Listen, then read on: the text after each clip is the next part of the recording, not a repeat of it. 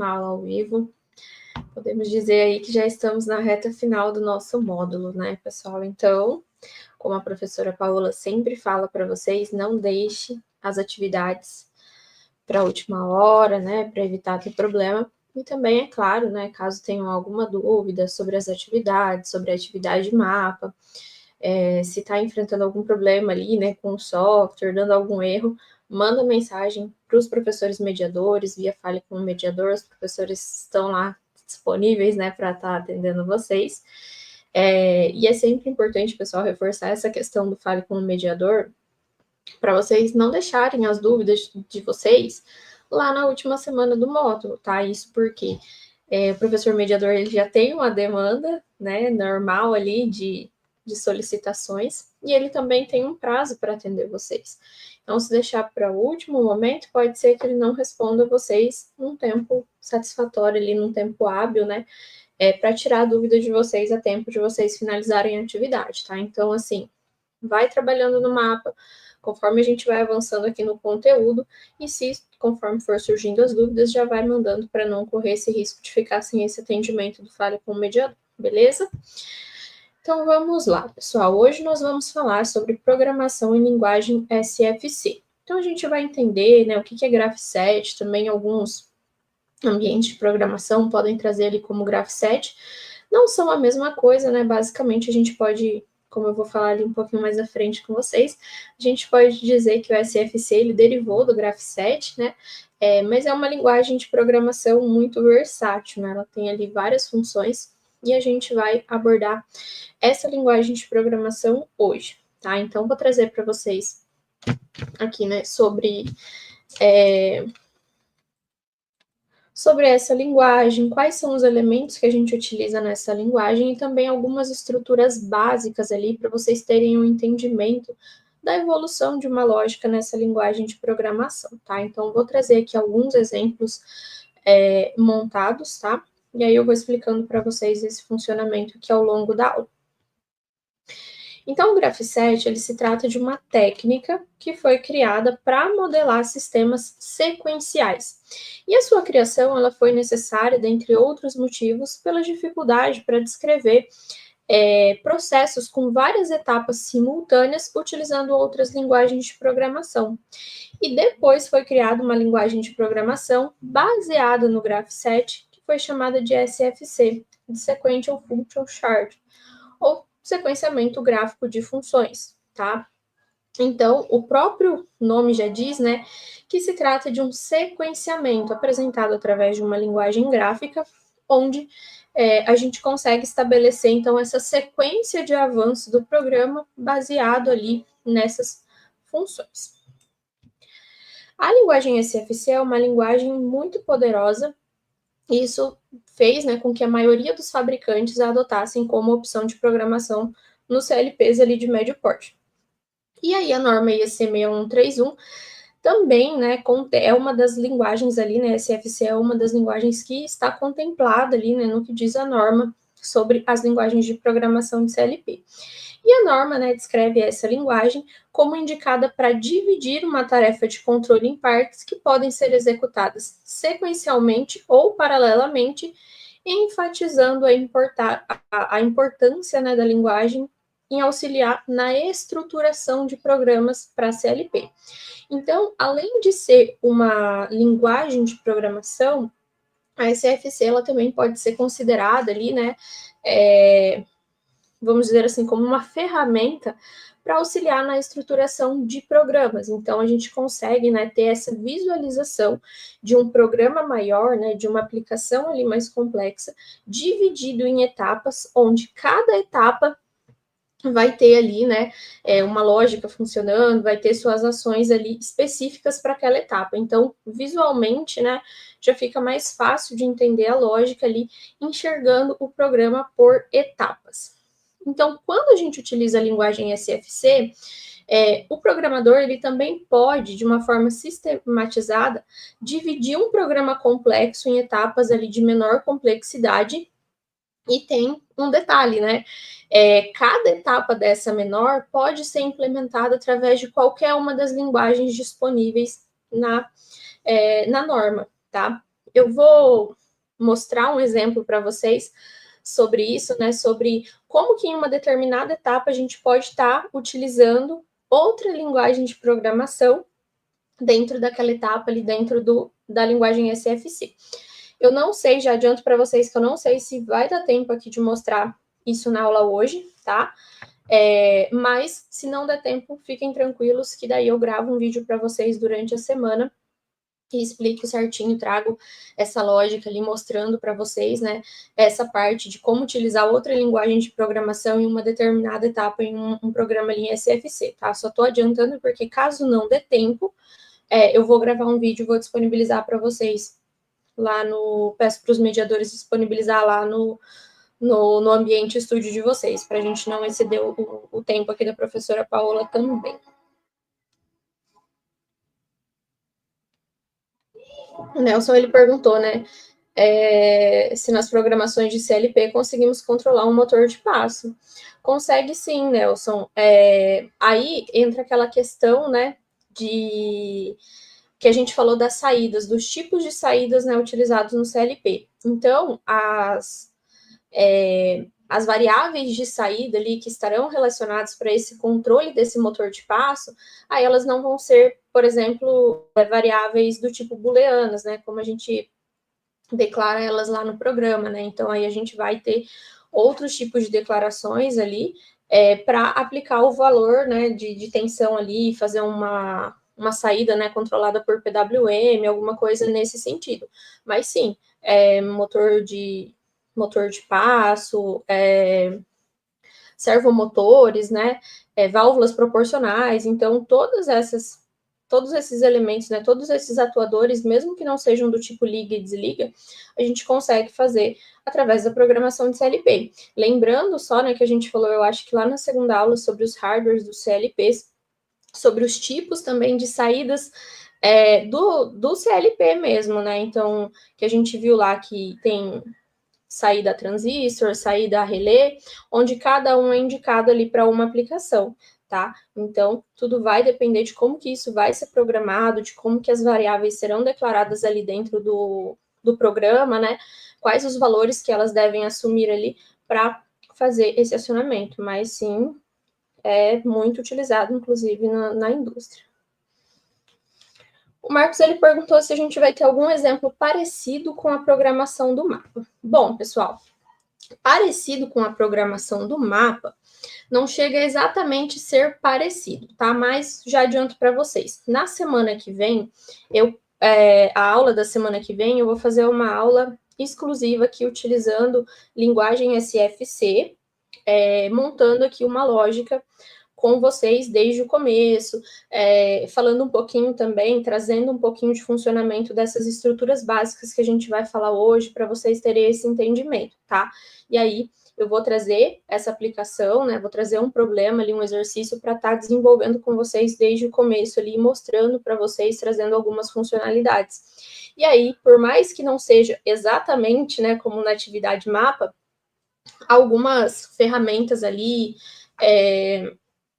algumas técnicas, né, digamos assim, dentro da linguagem SFC, já vai ajudar vocês, então, nessa estruturação da atividade mapa de vocês, tá? Então, já adianto para vocês que na semana que vem vai ser uma aula específica aí, somente também de linguagem SFC, mas aí demonstrando, né, toda essa estruturação ali de uma lógica, né, utilizando essa linguagem dentro do CodeSys.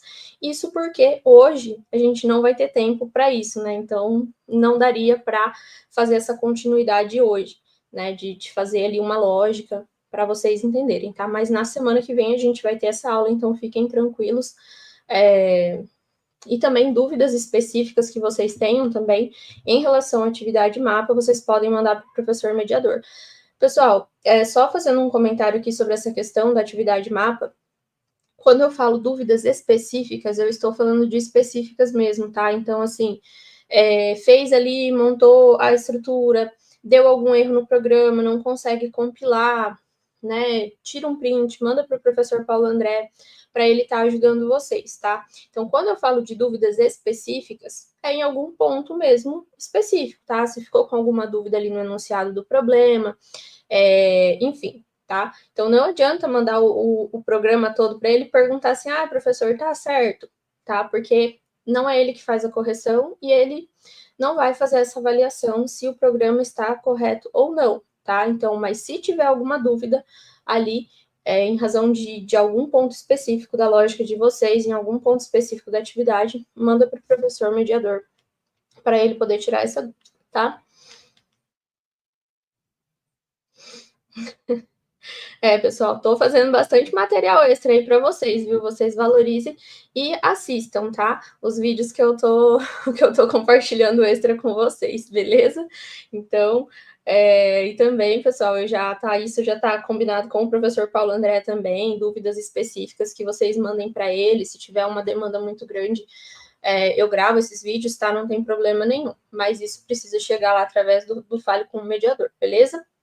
E aí, na semana que vem, a gente faz essa aula mais pegada no SFC ali. Mas vamos entender um pouquinho, né, como que funciona essa linguagem de programação aqui, para que a gente, na semana que vem, aí sim, faça, digamos assim, algo mais prático ali, né, na programação.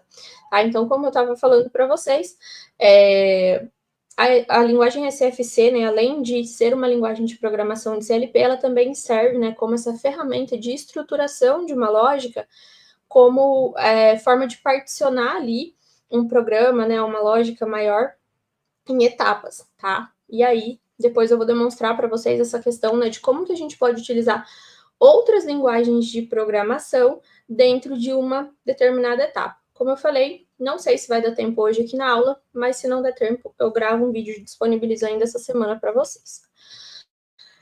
Falando um pouquinho sobre os elementos que são utilizados na programação da linguagem SFC. Então, um programa elaborado em SFC, ele é composto de etapas, transições e ações. E aí vocês precisam entender o que é cada um desses elementos e como que eles devem ser utilizados lá na programação, para que o programa de vocês, de fato, funcione, que não dê nenhum problema. Então, começando a falar das etapas.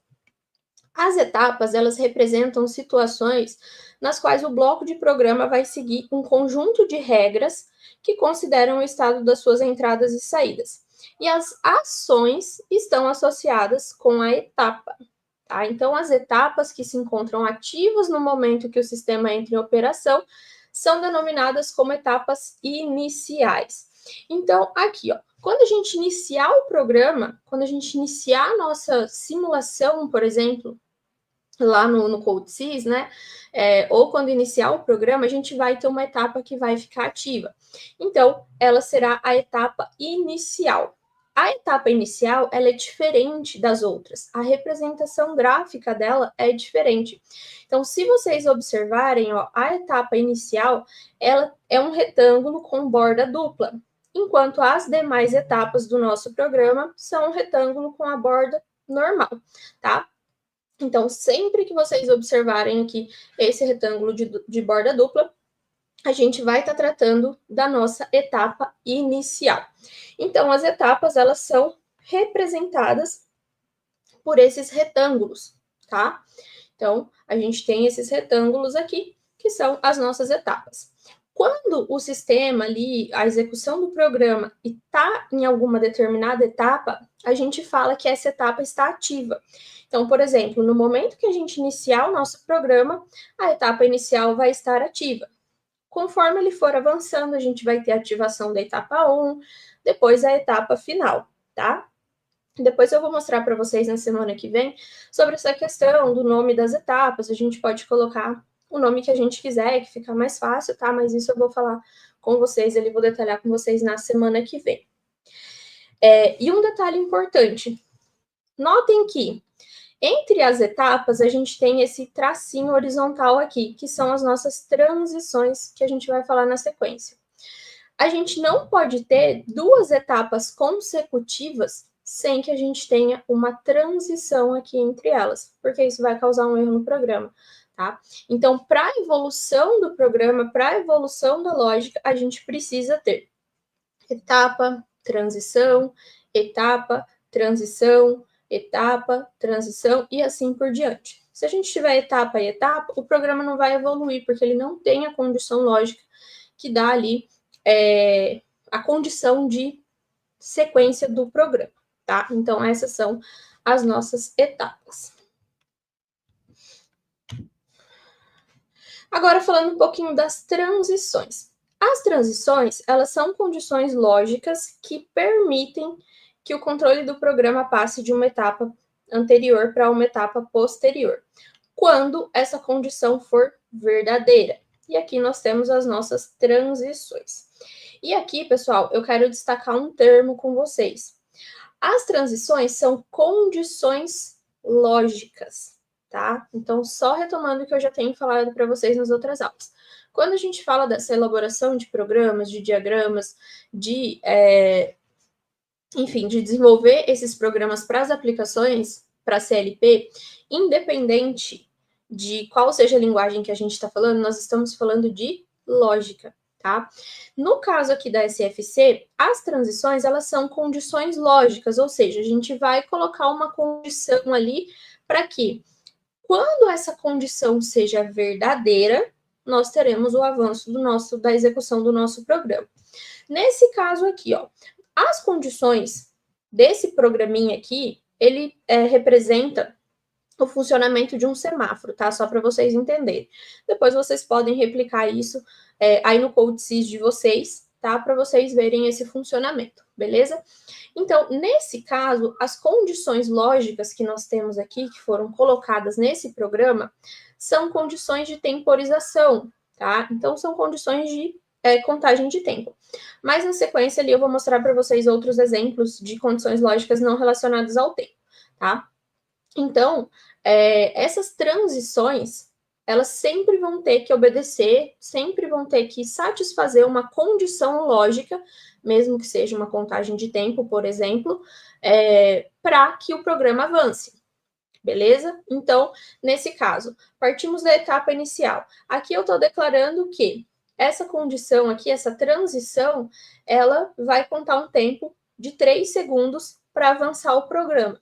Então, enquanto o tempo não chegar em 3 segundos, enquanto essa condição da minha temporização não for verdadeira, né, não chegar, eu não avanço aqui para minha outra etapa.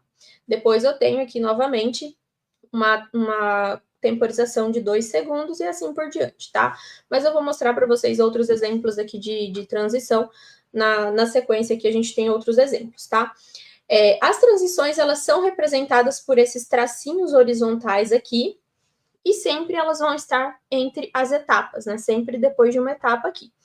E nós não podemos ter duas transições na sequência, sem que tenha uma etapa. Então, se eu tenho uma transição, eu vou ter uma etapa, tá? Se eu colocar duas transições ali na sequência, não vai funcionar, vai dar erro no programa. Depois eu mostro para vocês isso lá também. Outros elementos que nós temos aqui são as ações, tá? Então, as ações, elas vão estar associadas às etapas do nosso programa. Então, cada etapa de um programa em SFC pode ter nenhuma, uma ou várias ações. Então, não é obrigatório que uma etapa tenha nenhuma ação, tá? Então, quando uma etapa não tem nenhuma ação associada, a gente chama essa etapa ali por um bloco de espera, tá? Um tipo wait ali. Então, ela vai ser uma etapa de espera, onde nenhuma ação vai acontecer e o programa ele vai ficar parado ali naquela etapa, aguardando a próxima condição lógica ser satisfeita. Então, a gente pode também ter uma etapa ali no programa sem que nenhuma ação ali esteja sendo executada, tá?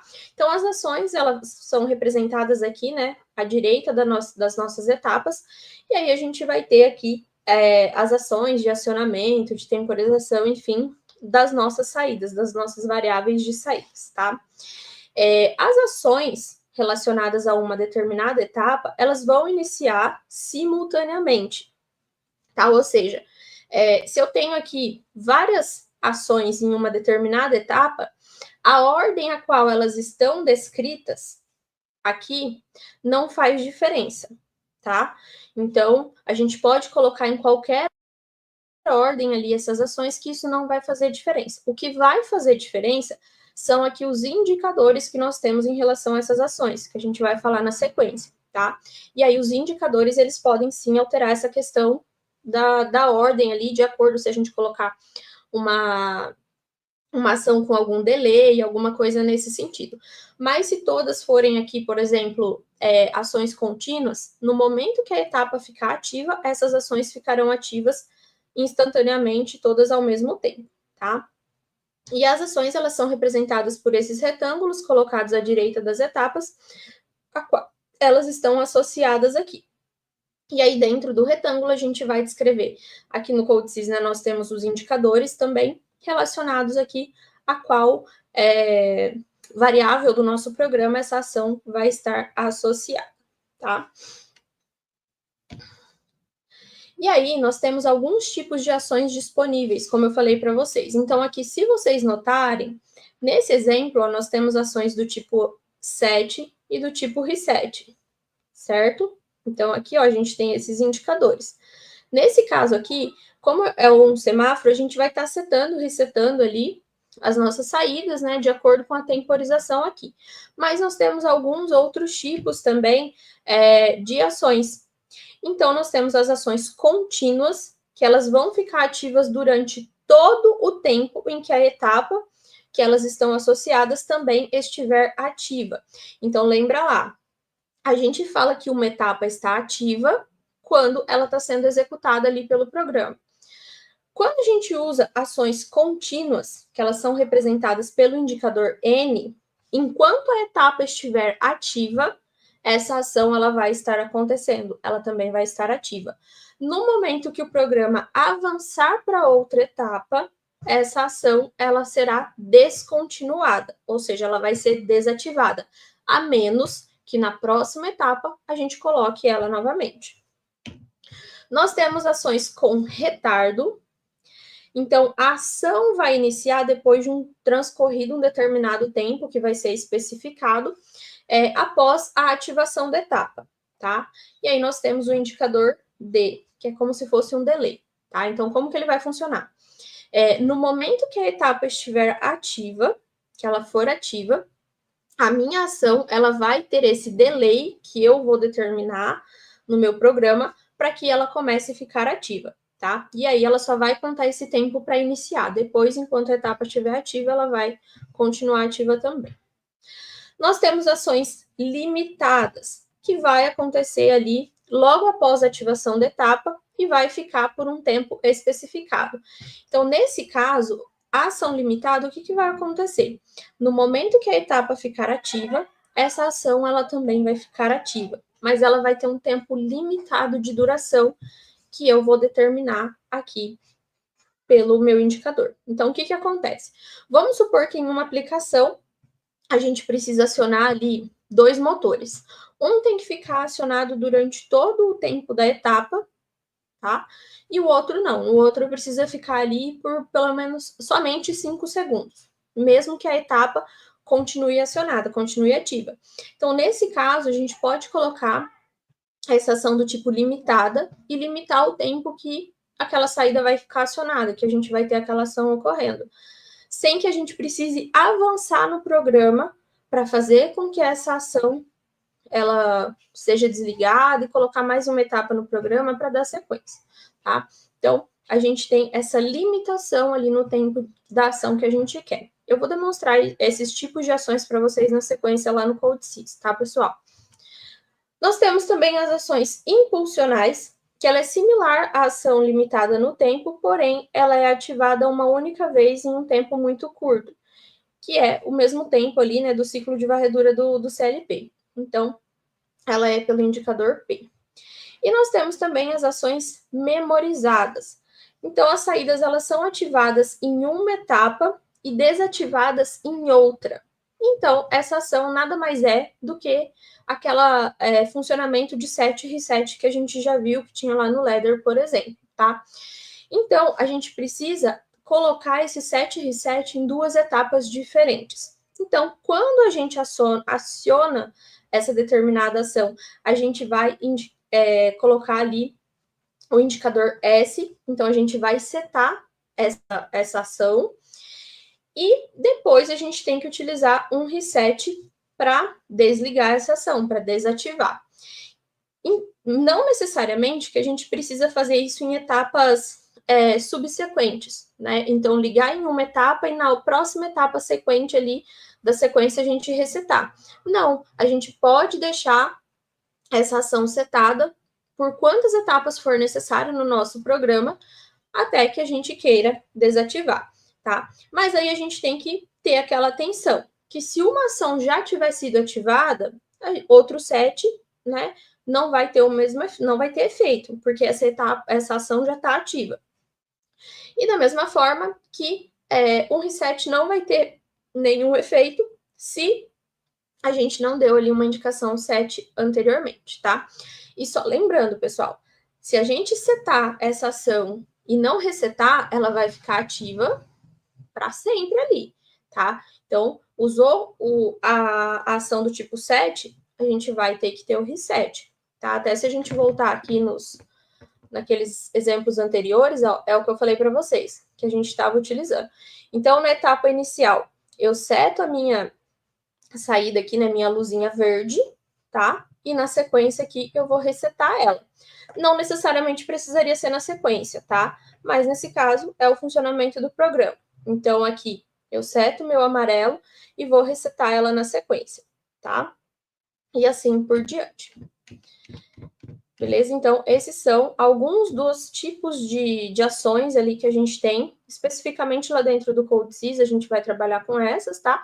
E eu vou demonstrar algumas para vocês lá no ambiente. Deixa eu dar uma olhadinha aqui, antes da gente avançar para as estruturas básicas.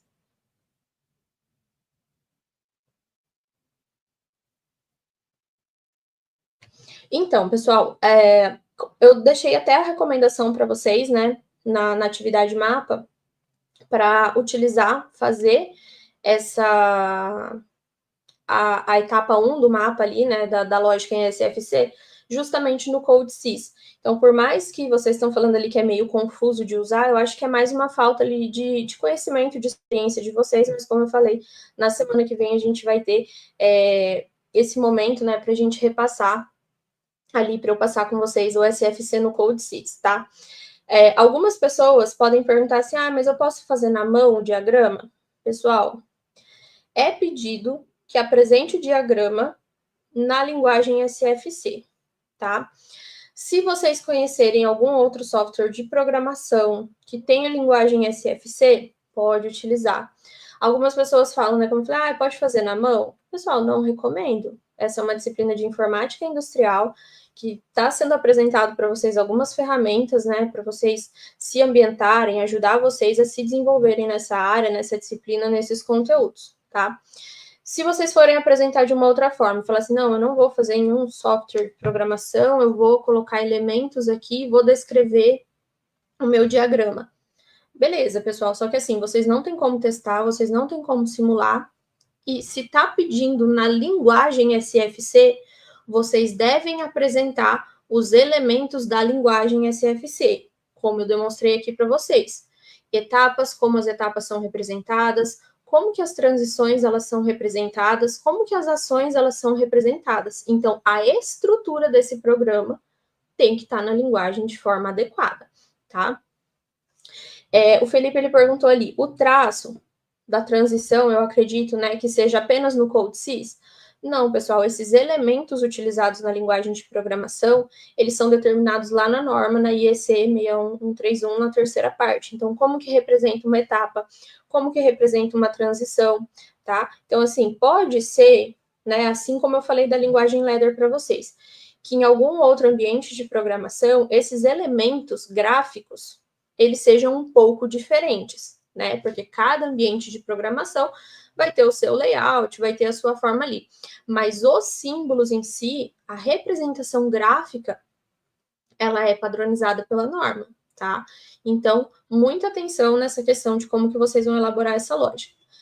Eu recomendo que vocês utilizem o CodeSys, tá? Eu estou trazendo exemplos para vocês desde o início da disciplina, como eu falei, na semana que vem, vou novamente trabalhar com vocês aqui no ambiente CodeSys. Então, assim, se esforcem um pouquinho para aprender a ferramenta ali, pelo menos o básico do que está sendo apresentado aqui, tá? Porque isso agrega, né, o conhecimento de vocês mesmo, de ter essa experiência ali com a ferramenta, como eu já disse, por mais que seja muito básico que a gente vê aqui na disciplina, né, que a gente não tem tempo para se aprofundar muito, mas já é um começo para vocês entenderem mais um pouquinho, beleza? O Lielson falou assim, se pode ser, né, utilizando ali o software da Rockwell, por exemplo, pode ser, desde que você apresente o diagrama com a lógica correta ali na linguagem solicitada. Não tem problema, pessoal. Quem tem o contato aí com outro ambiente de programação, que tem essa facilidade, pode ser, não tem problema. Só reforço com vocês. Na etapa 2 da atividade mapa, foi solicitado no Zellsoft. Então, a etapa 2 tem que ser no Zellsoft, tá? Aquele processo lá do engarrafamento do leite lá. Na etapa 1, só está sendo solicitado na linguagem de programação. E aí vocês utilizem o software que vocês mais tiverem aptidão aí, beleza?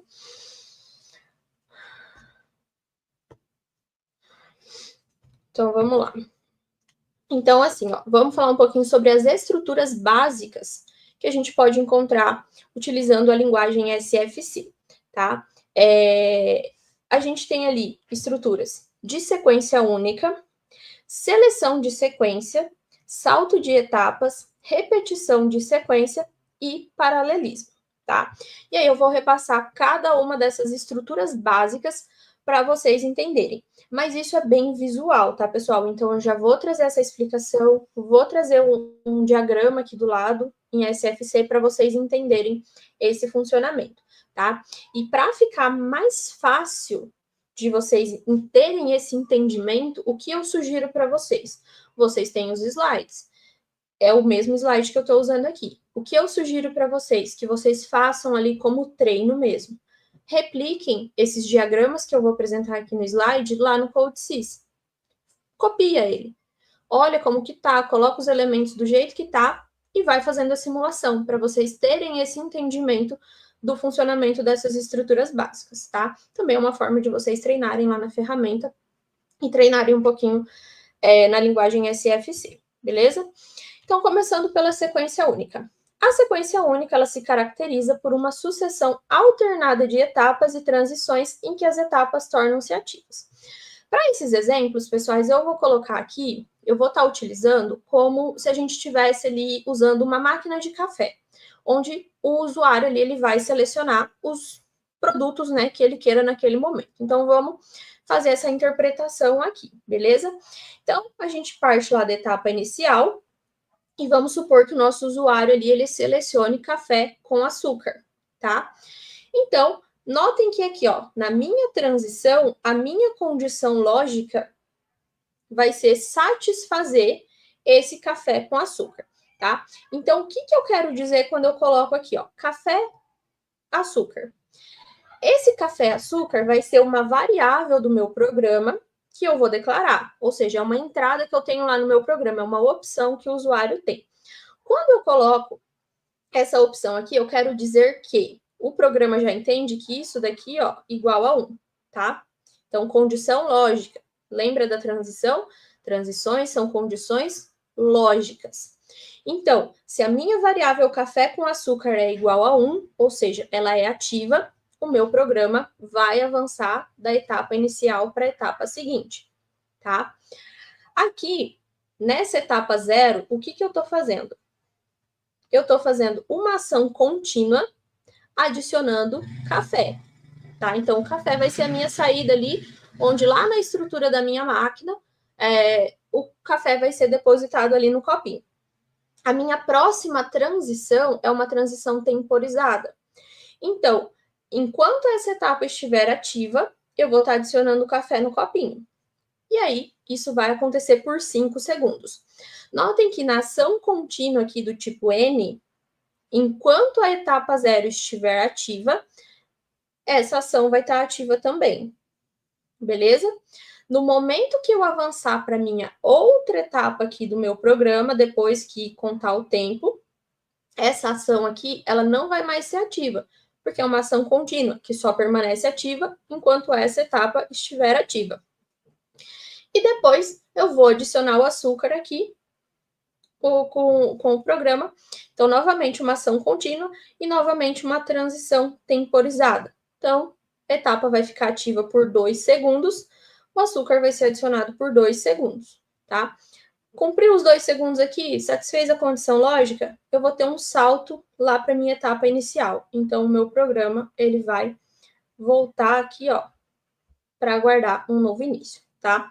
Mas aí, pessoal, esse funcionamento eu vou explicando para vocês aqui com calma, tá? Mas para vocês entenderem o que a gente está falando aqui. Nós temos uma sequência única que é apresentada, ou seja, nós só temos esse caminho no nosso programa. Começou na condição inicial, conforme as condições lógicas forem sendo satisfeitas, o programa vai avançando nessa sequência única. É só um caminho que a gente tem aqui no programa. Vocês enxergam isso? Que a gente só tem um caminho aqui, ó, nesse programa?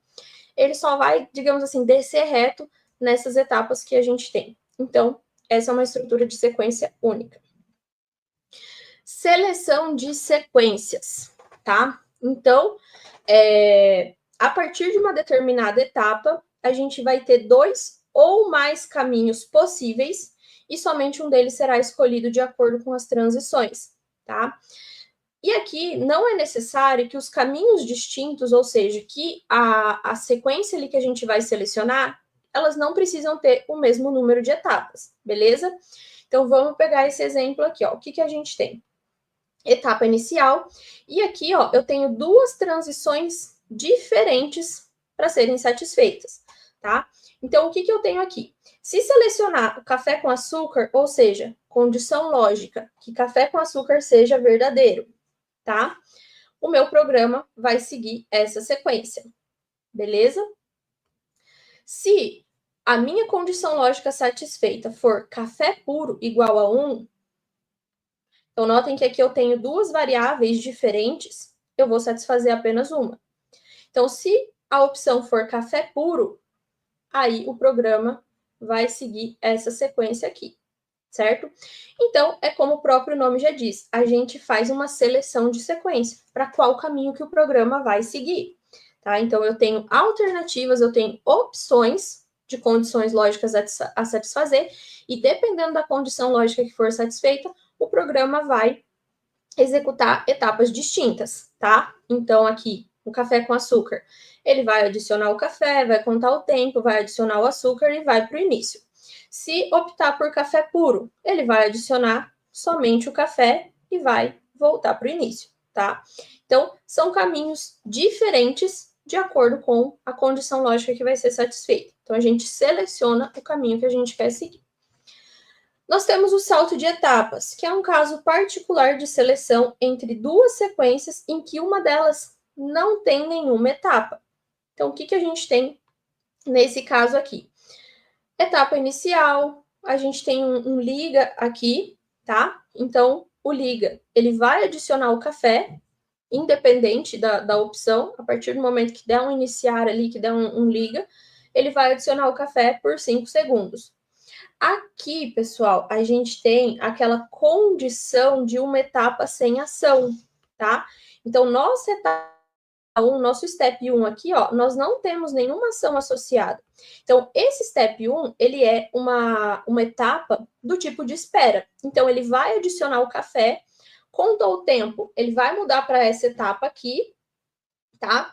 O café vai parar de ser adicionado, porque é uma ação contínua, então quando sair do step 0, ele não vai mais ser adicionado, e aí vai ficar nessa etapa 1 aqui, o programa vai ficar em stand-by aqui, vai ficar esperando mesmo para selecionar qual transição vai ser satisfeita, certo? Então aqui a gente tem essa seleção, né, entre 2 sequências, assim como na anterior, só que notem que se a opção for café puro, nós não temos nenhuma etapa. Então, o café já foi adicionado. Se eu escolher café puro aqui, eu já vou direcionar o meu programa lá para o início, ou seja, já finalizo ali o meu processo. Se a gente selecionar o café com açúcar, aí a gente vai ter a etapa de adição de açúcar, tá? Mas notem, pessoal, que aqui, ó, nós não temos transição em sequência, tá? As transições aqui, ó, elas acontecem de forma paralela. Elas estão uma ao lado da outra. A gente não pode ter uma transição aqui e outra transição aqui, por mais que a gente tenha essa ramificação de seleção, tá? Importante destacar isso, beleza? Então, a gente vai saltar do step 1, utiliza aqui a nossa condição lógica e utiliza o salto que vai voltar lá para o início. Então, a gente não tem etapa aqui nesse caso, tá? Então, a gente vai saltar etapas que a gente não queira cumprir de acordo ali com a opção do programa. Nós temos também repetição de sequência, que é quando ocorre o salto de etapa no sentido ascendente, de forma que a gente repita a sequência de etapas anteriores, tá? Então, vamos imaginar aqui, ó. Ligamos a nossa cafeteira, ela adicionou o café por 5 segundos, tá? Como anteriormente. A gente tem novamente aqui uma etapa de espera para selecionar se a gente quer finalizar ou se a gente quer uma dose extra. Se a gente quiser uma dose extra, por exemplo, ó, o meu salto está vindo aqui para a etapa 0. E aí ele vai voltar e repetir a sequência novamente. Se a gente ficar nesse looping aqui de dose extra, ele vai voltando nessa etapa 0, nesse step 0, infinitamente, repetindo a sequência. Aqui a gente só tem 2 etapas na sequência, mas a gente pode ter quantas etapas necessárias, tá? Então, para programas, pessoal, que a gente tenha repetição de sequência, né? Que a gente pode fazer esse salto. Então, a gente não precisa ficar ali toda hora repetindo, colocando essas mesmas etapas, descrevendo as mesmas ações. Se é uma sequência que deve se repetir em momentos diferentes ali do mesmo programa, a gente pode fazer esse salto para não ter que ficar reescrevendo tudo isso. Então, a partir do momento que a gente faz esse salto aqui, a gente vai repetir aquelas sequências que a gente tem, certo? E aí nós temos também a ação aqui, né? A estrutura básica de paralelismo, onde 2 ou mais processos, eles são ditos paralelos, né? Se a partir de uma determinada etapa existem 2 ou mais sequências a serem executadas simultaneamente. Aqui, pessoal, é importante vocês notarem que, diferentemente da seleção de sequências, nós só temos uma transição, tá? Lembra lá que na seleção de sequências, a gente tinha uma transição para esse caminho e uma transição para esse caminho. Nesse caso, não. Nesse caso, é apenas uma transição que a gente tem aqui, tá? E a partir do momento que essa transição for satisfeita, essas 2 sequências que a gente tem aqui, ó, elas serão executadas simultaneamente. Como que a gente diferencia isso, pessoal? Também, além da questão da transição. Essa linha aqui, ó, essa ramificação, ela é linha dupla, tá? E lá na seleção de sequências é uma linha simples, é só um tracinho. Aqui a gente tem uma linha dupla, certo? Então, nesse caso aqui, a gente tem, quando a nossa condição lógica aqui for verdadeira, essas 2 sequências elas vão acontecer de forma simultânea. Então, nesse caso, vai adicionando o café, vai adicionando o leite, né? Que a opção aqui é café com leite, tá? Vai contar os tempos aqui e isso vai acontecendo de forma simultânea. Aqui, pessoal, tem uma condição interessante também de vocês observarem. Essa transição aqui, ó, vocês estão vendo que ela tá verdinha e ela só é descrita como true, de verdadeiro? Vocês podem utilizar esse tipo de transição também. O programa vai entender o quê? Se encontrar uma transição dessa daqui, ele já vai dar sequência automaticamente na lógica, no programa, tá? Então, lembra que transições são condições lógicas. Se a gente informa que essa transição ela é verdadeira, ou seja, a gente não tem nenhuma variável associada aqui, mas a gente está falando para o programa. Quando ele chegar nesse ponto dessa transição, ele pode dar sequência, porque a partir daqui isso é verdadeiro e só segue ali o programa, tá? As outras etapas aqui já aconteceram, já foram concluídas. Quando chegar nesse ponto aqui, ele vai voltar para o início. Então, muitas vezes, quando vocês iniciarem lá no CodeSys, colocarem a transição, ele já vai vir dessa forma, verdinho ali de true, tá? E aí vocês têm que mudar, se não for o caso, né? Se não for o objetivo de vocês, porque senão ele já vai dar sequência ali automaticamente, beleza? Então, essas são as estruturas básicas, pessoal. Sobre essa questão de estrutura básica, como eu falei para vocês, o que eu recomendo que vocês peguem esses slides e repliquem lá no CodeSys e façam as simulações e visualizem essa simulação que ela acontece, tá? Isso vai ajudar vocês nesse entendimento dessas estruturas básicas, tá? Outra coisa que vocês podem fazer também, deixo de dica aqui para vocês aprimorarem aí, né, aprofundarem. Pega todas essas estruturas aqui básicas que eu mostrei para vocês e constrói uma lógica só dessa máquina de café. Coloca essas opções que a gente teve ali. Café puro, café com açúcar, café com leite, dose extra. Estrutura isso como se vocês estivessem mesmo montando um programinha para uma máquina de café, tá? A partir de que ponto vocês vão dar a opção de fazer essa seleção de sequências, de fazer essa escolha, que isso vai ajudar vocês, tá? Então, são alguns exemplos aqui, mas vocês podem mudar ali, né, para aprimorar ali, né, continuar entendendo um pouquinho mais, beleza? Pessoal, eu vou abrir o CodeSys aqui com vocês, mas eu vou fazer com vocês hoje aqui, demonstrar aquela questão das ações, tá? Daqueles indicadores de ações. Como eu falei para vocês, né, mais aprofundado na semana que vem aí a gente vai ter uma aula só de SFC no CodeSys, beleza? Eu vou pegar aqui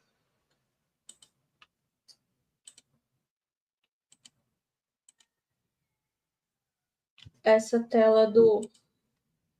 Vou compartilhar com vocês aqui a tela do CodeSys, tá?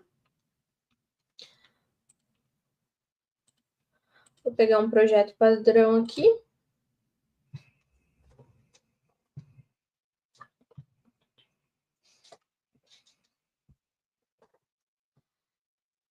Vou pegar aqui, ó, gráfico de funções sequenciais, tá? Na linguagem.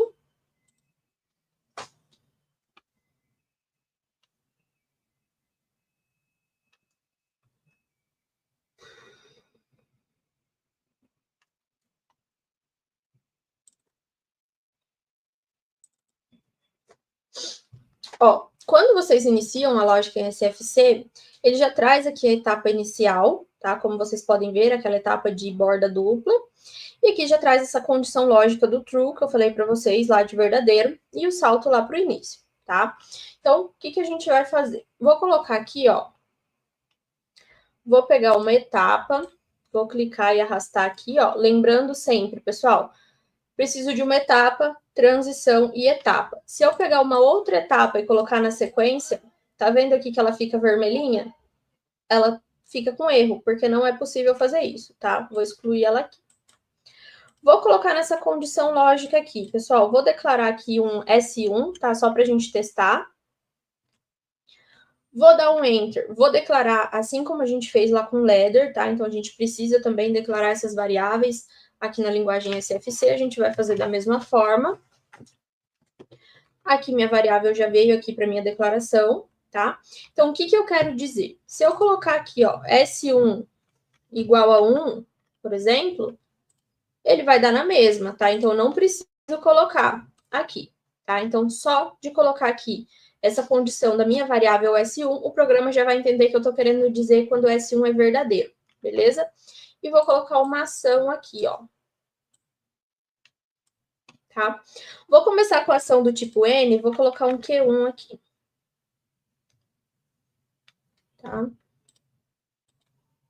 Então, é uma ação contínua que vai estar ativa enquanto a minha etapa, meu step 0 aqui estiver ativa. Vou colocar uma outra transição aqui,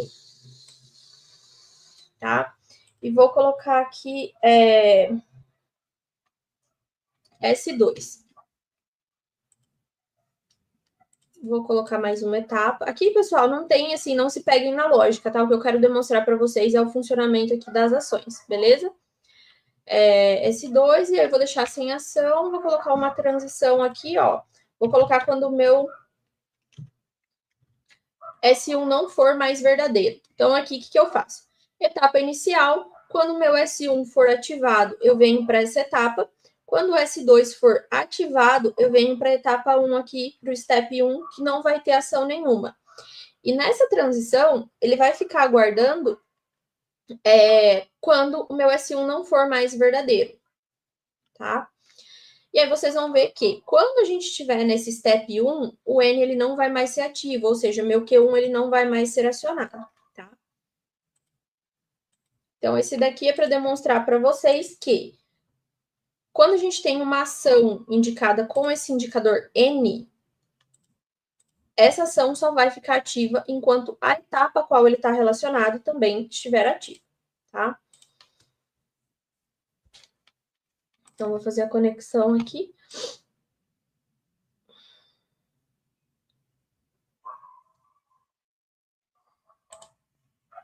Então, aqui, ó, etapa inicial, ela fica azulzinha porque ela está ativa e vai contando tempo aqui enquanto ela estiver. No momento que eu acionar o meu S1, a minha saída Q1 vai ser ativa também, tá?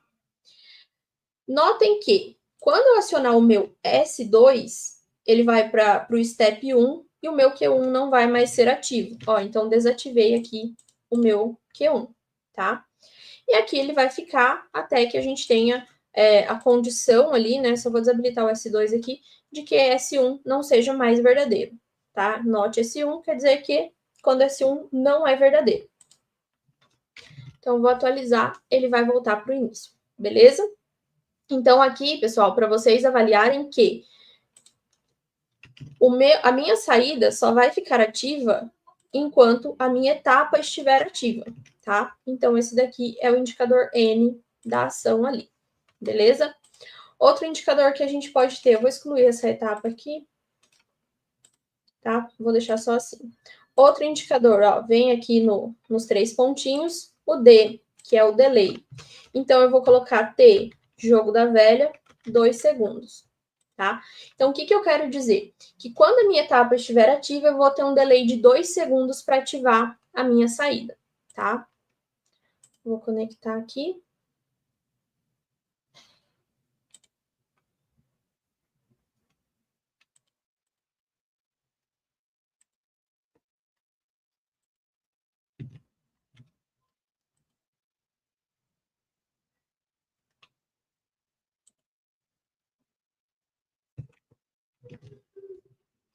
Ele não está contando o tempo, pessoal. Deixa eu ver aqui o que aconteceu.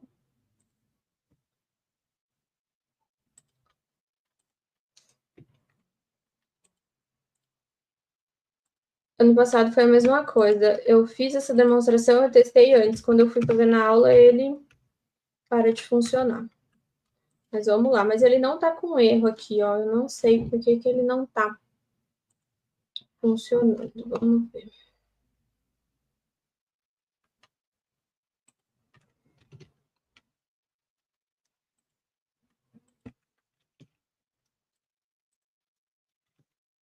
Ele não tá acionando a minha etapa aqui, pessoal. Deixa eu apagar e fazer de novo.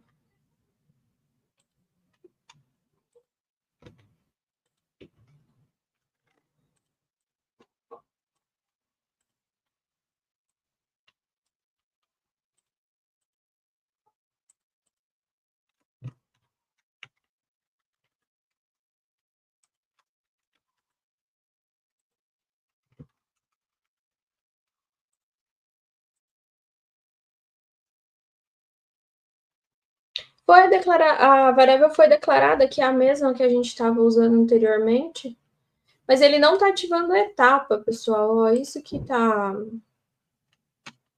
Eu não sei por que ele está em simulação, mas ele não declara. A etapa não fica ativa, ó. Não sei por que ele está fazendo dessa forma. Vamos ver.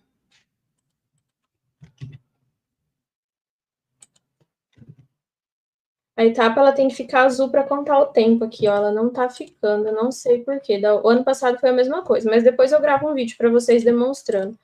Deixa eu tentar colocar aqui mudar aqui. E ele não fica vermelho, ó. Quando ele fica quando ele tem algum erro, né, ele fica vermelho. E aqui, ele, na pré-compilação, ele nem tá dando erro, ó. Ele tá com 0 erros. É a simulação mesmo que travou.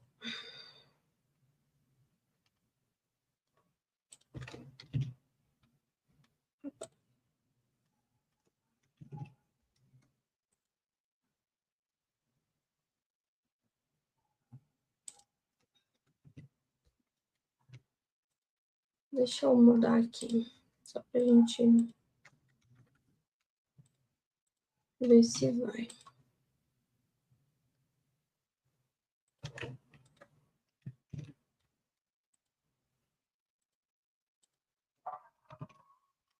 Ele não tá acionando aqui, pessoal, eu não sei por quê, tá? Mas assim, como já deu tempo, eu vou fazer aqui o teste na sequência já, tá? Para vocês, já gravo esse vídeo, já disponibilizo para vocês ainda hoje.